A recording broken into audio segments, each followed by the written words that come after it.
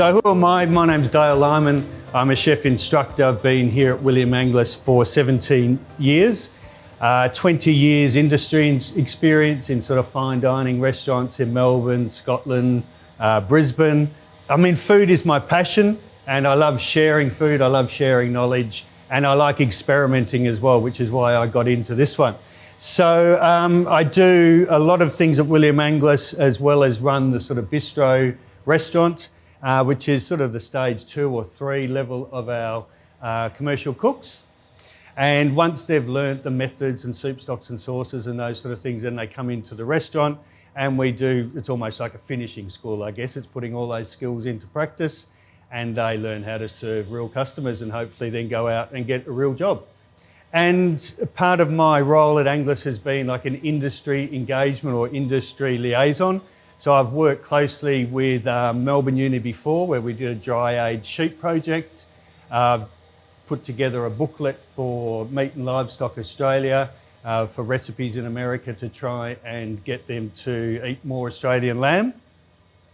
And I run lots of masterclasses, field trips. We go and pick mushrooms in the forest at Woodend and those sort of things. So we do lots of other things that I really in touch with industry and try to bring industry and that sort of extra bit of knowledge to the students that are interested.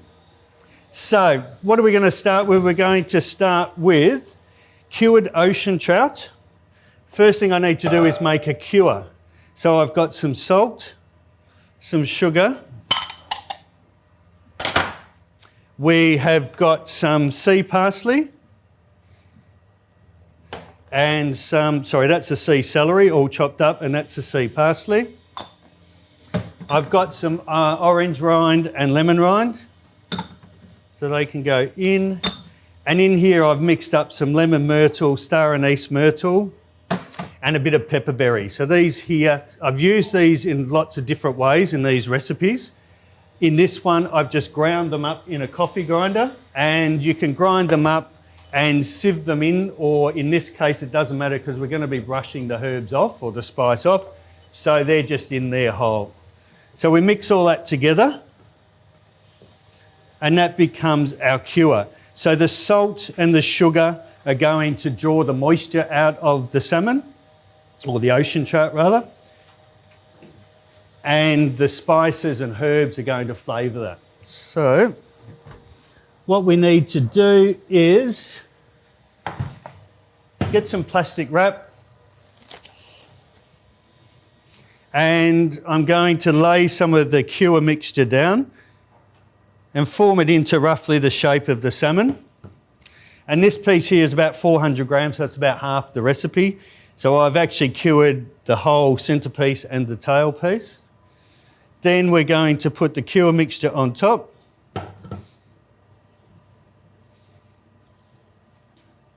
And what we need to do now is wrap it so that the moisture that it's going to bring out doesn't escape. And also we want to wrap it reasonably tight so that it presses all of the moisture and water out of the salmon, or ocean trout, keep calling it salmon, ocean trout. That goes back into the fridge overnight. Here's one I prepared earlier, I like saying that. All right, so once that's been in there for about 12 hours, 2 hours will do a light cure, 12 hours will do a pretty solid cure. Then what we'll need to do is take that off. So I've opened up the plastic. We're going to get rid of all of that. And now we need to wash off the mixture.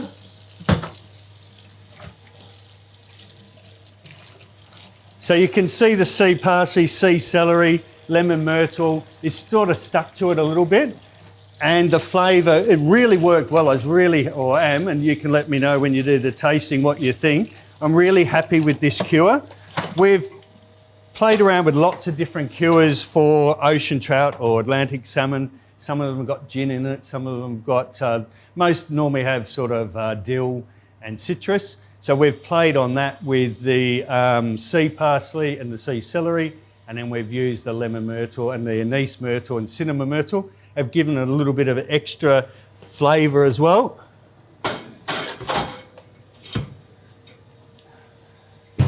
And here's one I prepared earlier. So this one here, we leave the skin on it, and that helps hold it together. The other thing I had to do was pin bone it. So I get a little pair of tweezers and take those fine bones up along the top part of the ocean trout.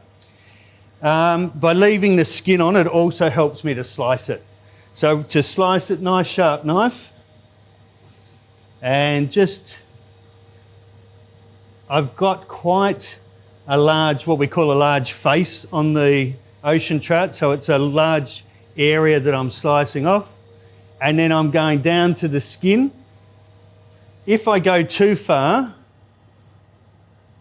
I'm going to get, the bloodline and that discoloration. That's okay. We don't want to waste all of that, but you can just trim off the bloodline and the bit where it's really close to the skin. So that's our ocean trout. Ready to go, sliced. And now we'll pop it all together. So I'm going to serve it on a nice black plate, and I'm just going to arrange it, I guess similar to a carpaccio or something like that, where it's around the centre of the plate. It's nice and thinly sliced, because it's quite rich. And I think really we'd be serving maybe 60 grams as an entree. And it would really be an entree. It's probably not something you're going to eat as a main course. So that's our ocean trout laid on my plate. So I have some pickled shallots where I've just added a little bit of vinegar, sugar, salt, slice the shallots, put it on the hot mixture on top, let them sit. I've also got the caicala, or the pig's face, and I've just sliced that really finely and sprinkled it with a little bit of Japanese vinegar, because it's quite sort of bitter, gets you at the back of the throat a little bit. So with a little bit of vinegar in it, it sort of cuts that and is a lot nicer to eat. So my two favourite things out of all this testing has been the lemon myrtle, use it in everything, and the river mint. The river mint is fantastic, and I'm now a big fan of the sea parsley. It's got a really nice sort of subtle flavour, but it's still got something in there to, it's a nice flavour. So all of these dishes were really experimentation, I guess. It was just, how can we use this? What can I do? So I blanched some spinach, some sea parsley and some sea celery, and refreshed it in ice water. So quickly blanched it, refreshed it, brought some oil up to 40 degrees, and then I put the celery, the parsley and the spinach into the oil and let it sit, and then I blitzed it up and put it through like a coffee filter. And what we've come up with is this beautiful green oil, and it's got a little bit of sharpness to it from the sea celery and the parsley, but it's a really lovely colour. The other things we're going to use to garnish this one is some salmon roe and some lemon myrtle mayonnaise. So I just used the Japanese mayonnaise. I grind the lemon myrtle leaf up in the coffee grinder. The one thing I've sort of discovered is if I cut out that stem in the middle of the leaf, that makes it grind up a lot better. Also, if I chop that up first, and then I don't have so much fibre left when I've blitzed it up in the coffee grinder, and it's pretty easy to push through a sieve and get a nice fine powder. So you don't always need a fine powder. For this garnish, I use a fine powder, but for the cure, it's fine to have it sort of chopped up rough. So we are going to put a little bit of oil over our sea, or our river mint and our sea parsley. We do a few dollops of the mayonnaise.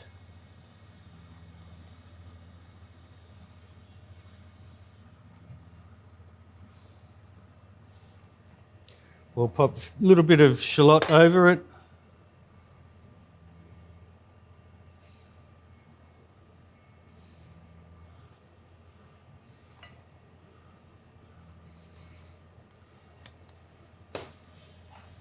And the caicala,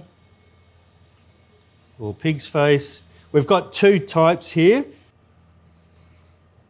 One of them's quite bitter and the other one's quite nice. So the smaller one is a lot nicer to eat. And my herbs. And I just put a little bit of the oil on there just to soften them up or make them a little bit more digestible, give them a little bit of sheen as well. And we can put our oil over the top. Just a few little drops.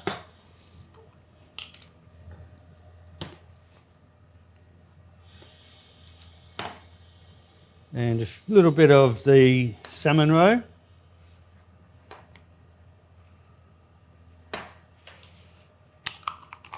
And unless I've forgotten something, I think that's about it. What I could do is put a little bit of powder on the top. What have we got here? A little bit of the lemon myrtle. And a little bit of pepperberry. Well, actually, so I'll explain that as well. So this is just a lemon myrtle leaf, which I've ground up, and then I sieve it and give a nice fine powder.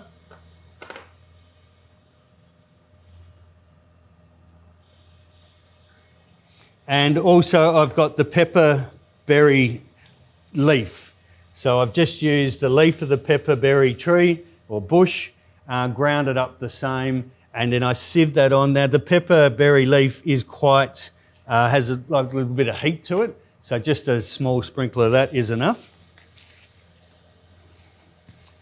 And I think now I'm complete.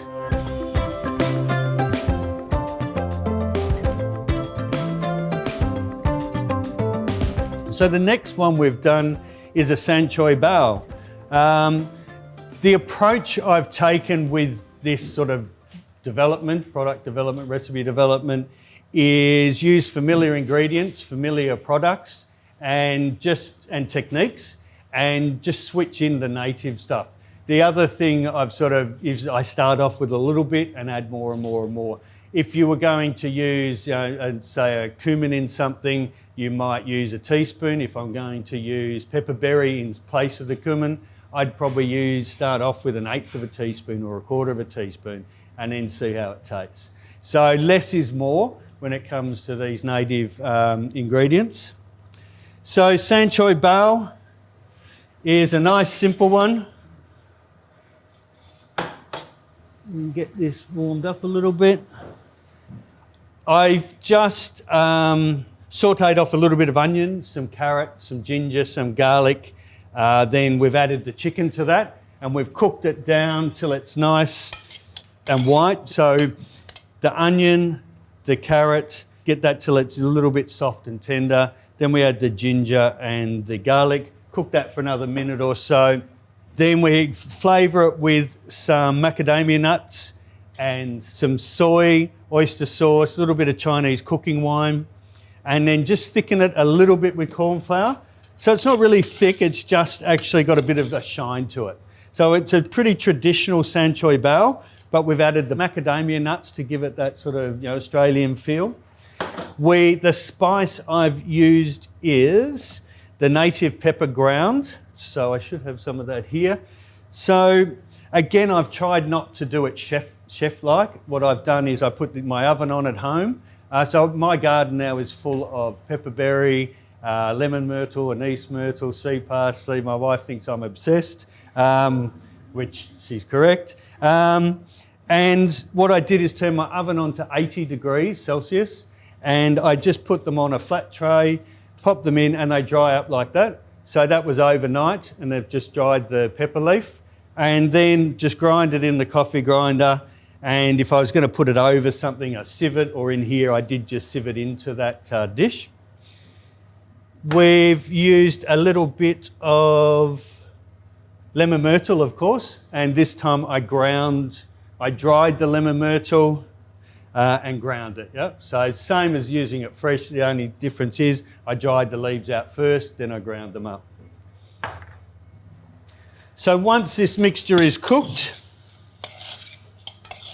we're just, rather than using coriander, so I guess the pepperberry and the lemon myrtle are instead of maybe some of the Asian spice you would use, and the river mint is instead of the coriander that you might put on it last. And the river mint is probably how many favourites have I got now? I think that's my 4th favourite. The river mint is just beautiful. I've got that growing in my garden too now. And so it's got really beautiful pepperminty, sort of florally flavour. And in this, it works really well. So I've just tossed the river mint in at the last minute. And we're going to simply fill up our little lettuce cups. Now these would be perfect as an appetiser. They could be a nice little entree or even a light dinner.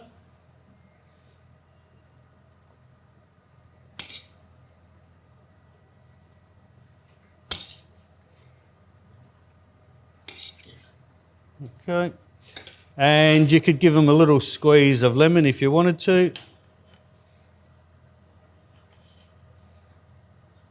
And we could even top that with a little bit of the sea parsley if you wanted to.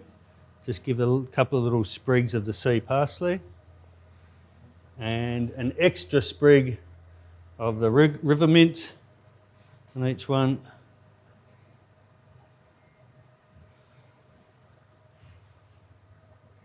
And that is our nice little Sanchoy Bao, a little appetiser.